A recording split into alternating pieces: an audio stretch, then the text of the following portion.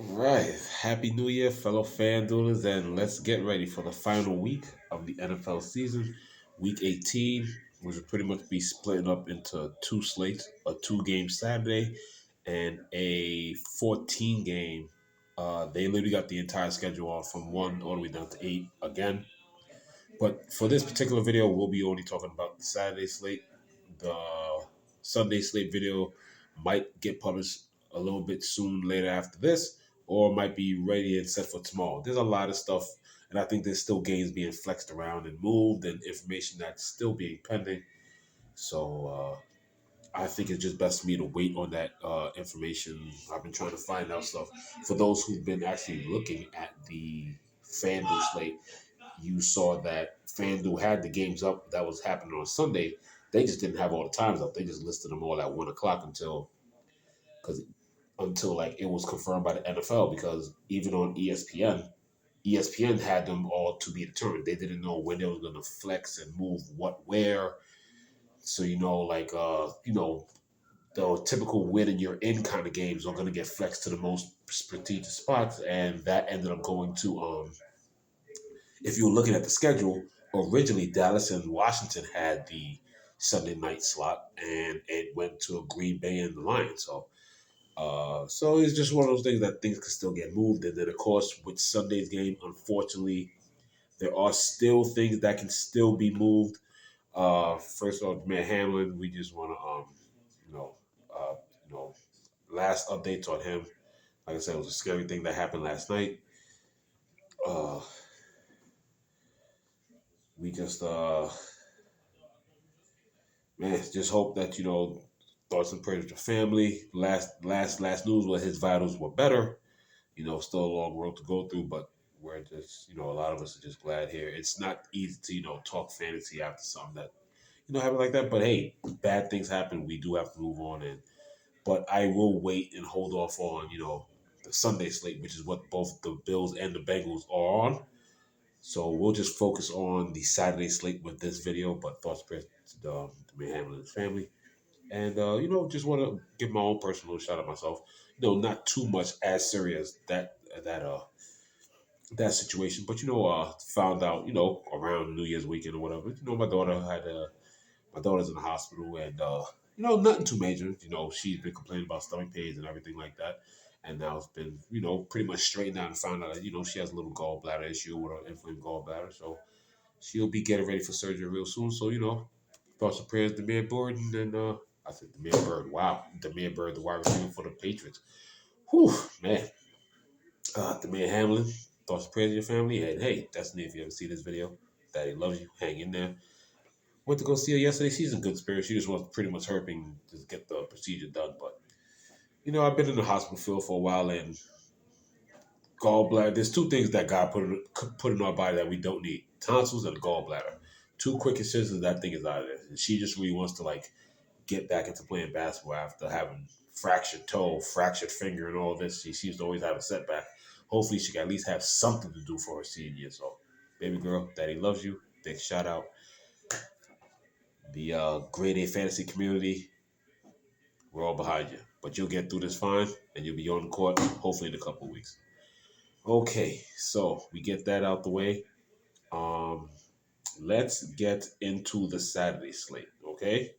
So Saturday, the slate starts 4:30. Two games. Uh, let's get into the teams and why and what's going on. I actually love the way they set up the Saturday slate because one of the better games. I wish it was on the Sunday slate, but the fact that it's on the Saturday slate does not mind at all. On both games actually mean something, so at least you should have no problem playing anybody.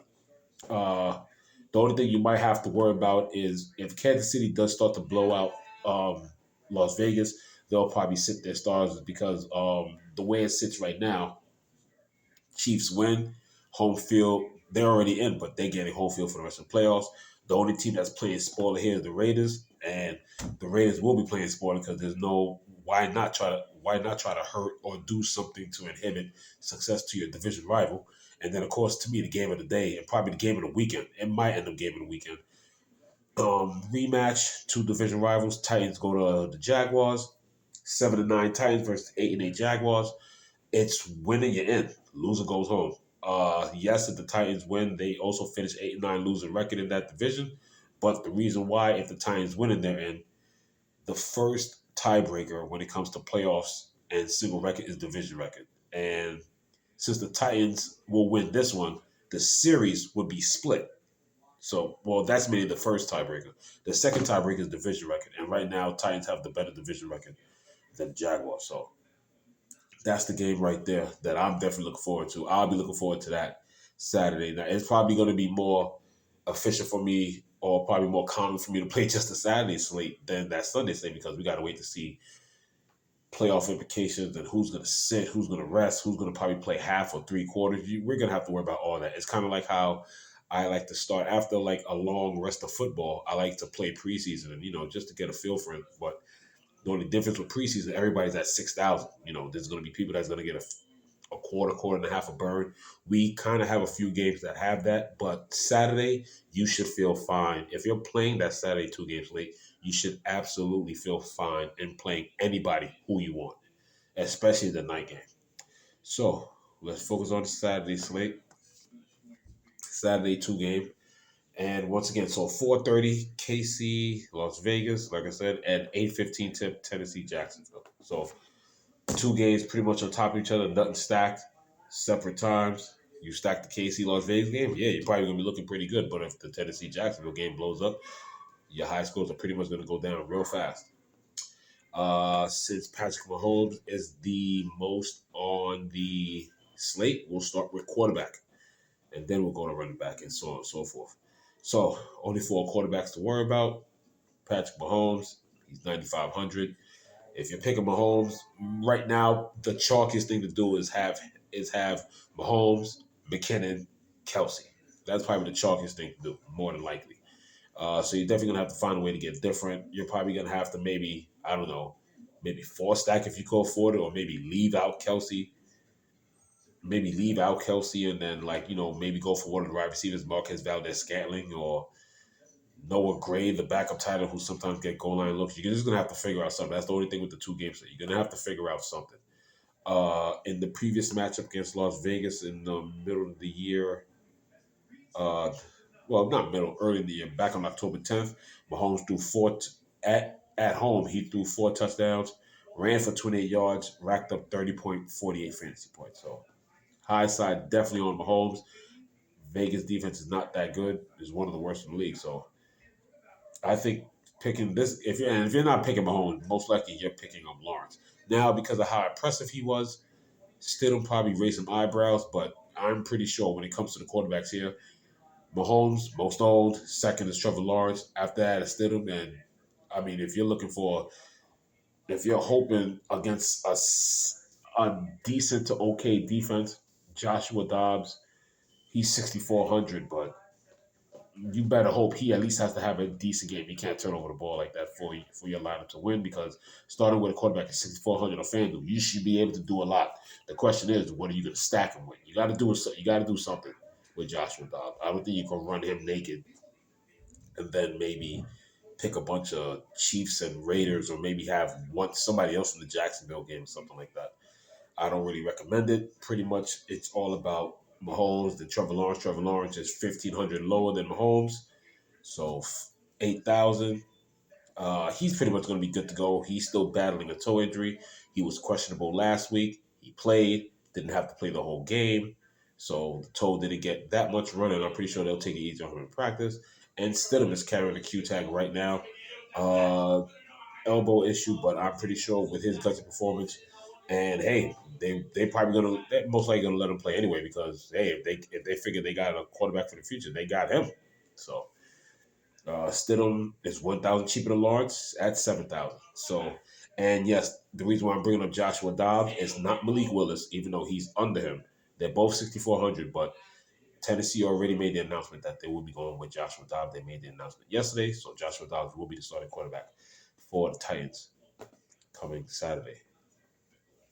Uh, so running back, Mr. Henry, he's the same price just as Mahomes. He's also 95. We got Josh Jacobs, Q tag with a hip. He's at 9,000. Like I said, if you're gonna do it, McKinnon's not too pricey. He's still 7,700. He's getting up there in price, but like I said, he's a couple of screen passes and a couple of V flats or short flats out the backfield, and he could get that touchdown for you. Um, I definitely think you could still play him, but if I'm gonna use the Saturday slate, I'm gonna have less of whatever the ownership of is him. He's still going against a solid run defense. Travis Etienne at 7,300.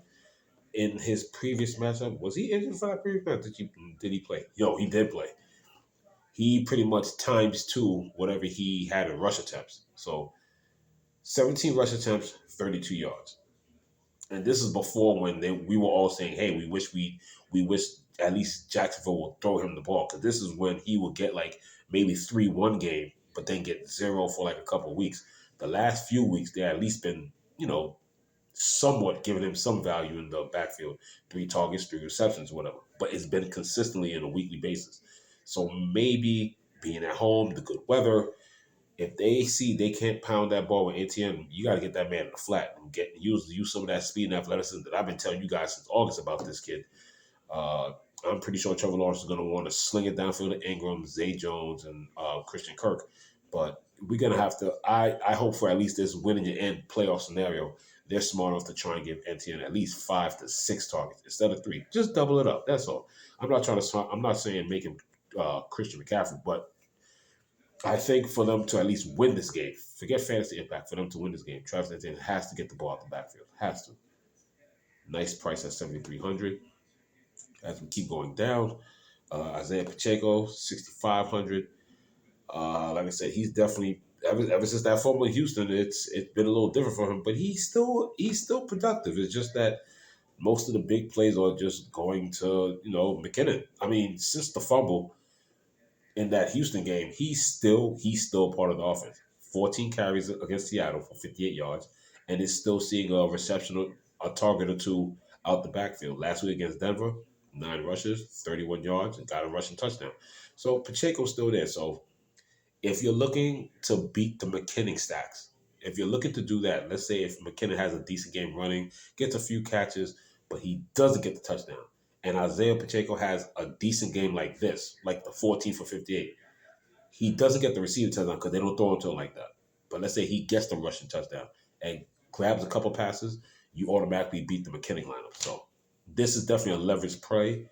A leverage play. I'll definitely be interested in it. The bad rush defense of and Pacheco runs very hard.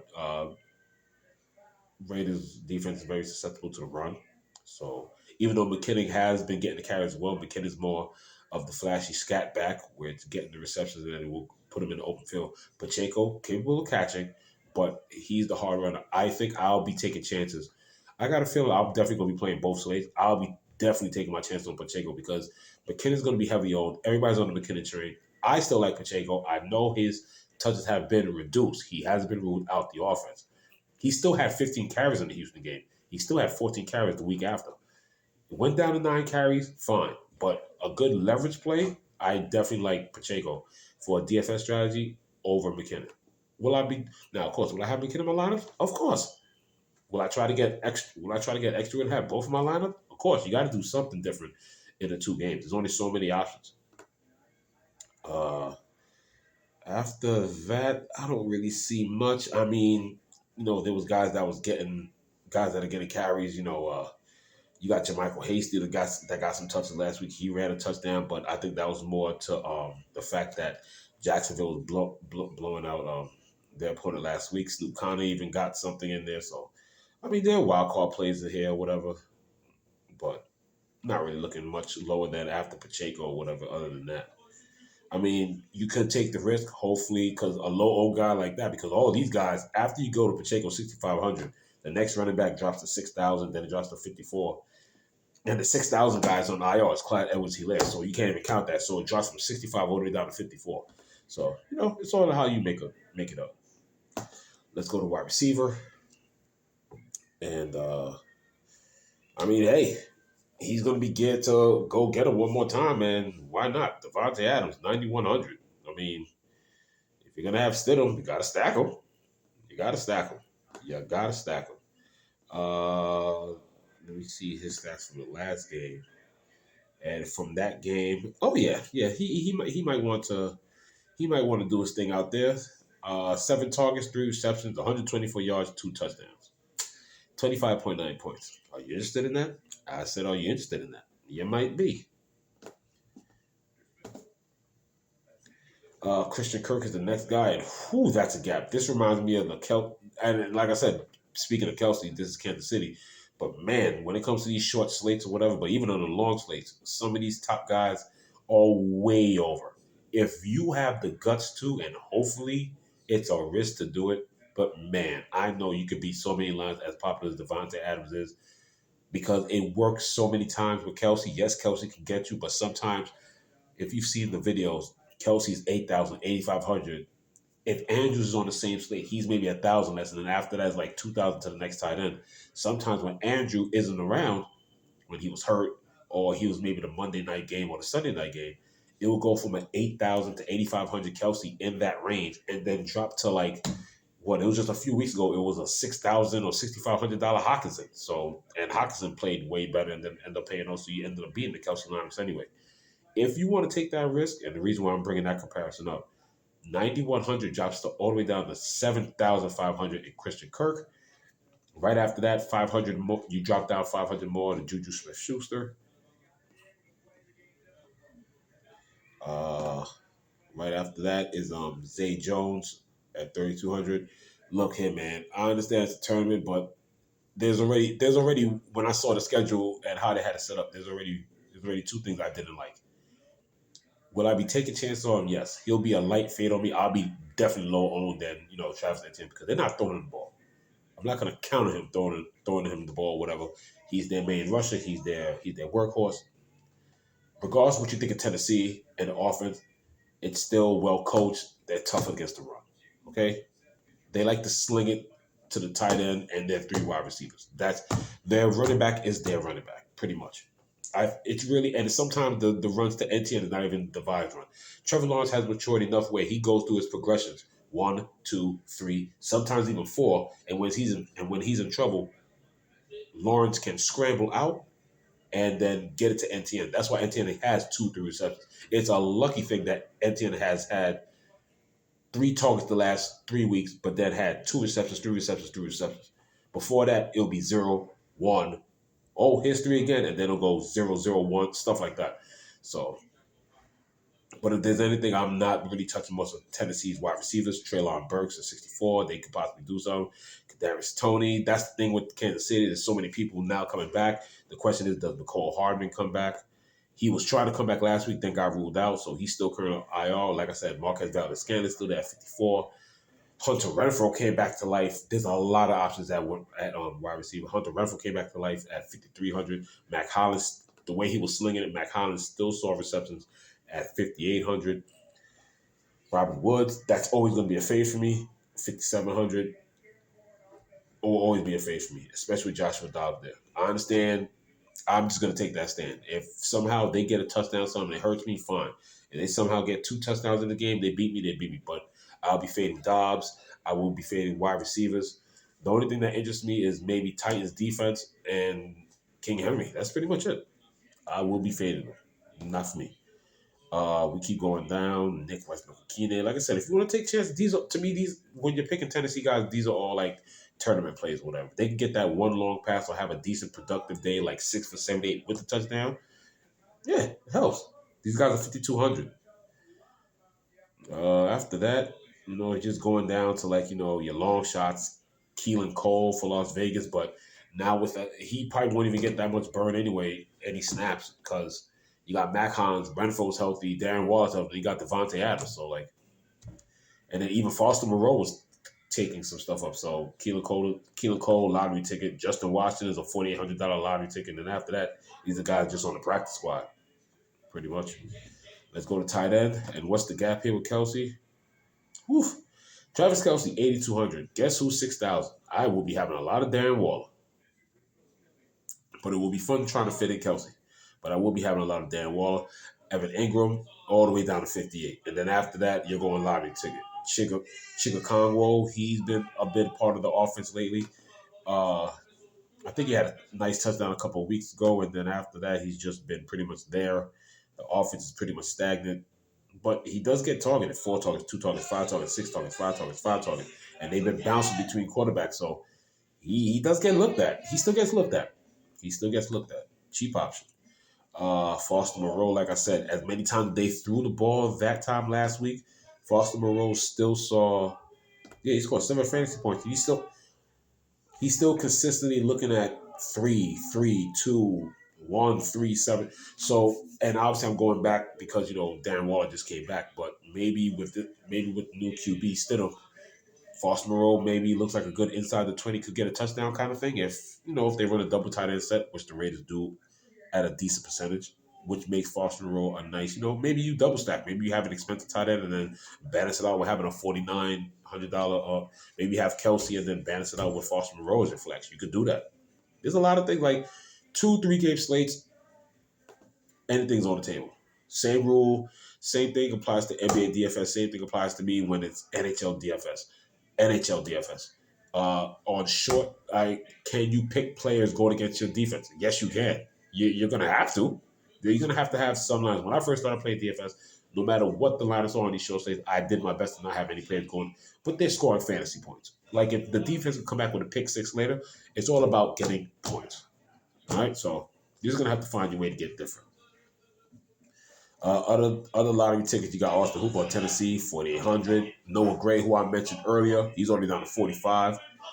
Uh, yeah, geez, you can even get and I think after Dan Arnold, Jacksonville, everybody else is like a practice squad guy that won't play. So Dan Arnold, the way Evan Ingram is playing, he does run a lot of routes. So maybe you can get lucky with Dan Arnold when Evan Ingram has to get subbed out.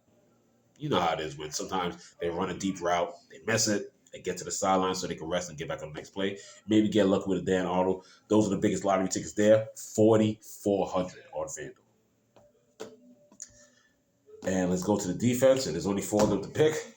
Like I said, if I'm gonna pay low, none of these defenses are great. That's the one thing. So all defenses are not prohibitive in trying to the defense won't be the thing that prohibits you from filling up like an expensive stack.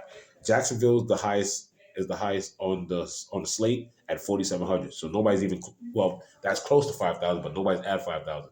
It goes from 47 to a 4,400 Kansas City. Then after that, it's a 3,800 Tennessee.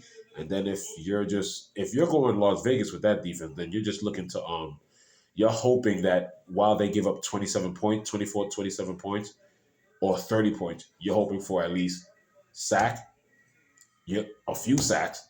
You're looking for maybe a long one of sacks, forced fumble, and Mahomes is careless with the ball. You're hoping for the interception. So maybe after giving up 24 to 30 points, they get some of that back and they end up with 5 points. That's what you're hoping for. A defense at 3,000 going against Kansas City, you're hoping with 5 points because the last time when they played, and Mahomes launched 4 touchdowns. Vegas finished with what? Did they even finish positive in that game? They finished with 2 points. So I don't know. Maybe that's a fade too. Hey, but the rest, $3,000. I've picked cheap defenses all season. I've never picked flat minimum. I don't think I ever did. I've gotten close with 34 or 3,100, but that $100 makes a difference. You never know. But they gave up they ended up with a -2 against 49ers. So it's possible. When they played KC, they got what, 3 sacks from Mahomes, but they gave up 30 points, and that was it. Yeah. They got 3 sacks from Mahomes. No interceptions, no fumbles. So they need those turnovers. 3 sacks, gave up 30 points. That's 2 points. If they can get the fumble recovery and maybe an interception, there you go. That's 5 points right there. Yeah. But that's the Saturday slate review. So the Sunday slate is still coming. For those who are wondering about the schedule, the reason why I'm also waiting on the news for the Sunday schedule, even though I still might, right after this, after finishing some homework and some notes, I might post that is because even on ESPN and NFL.com, I think even on NFL.com, they still have that Cincinnati, obviously with the Cincinnati, what happened in Cincinnati last night.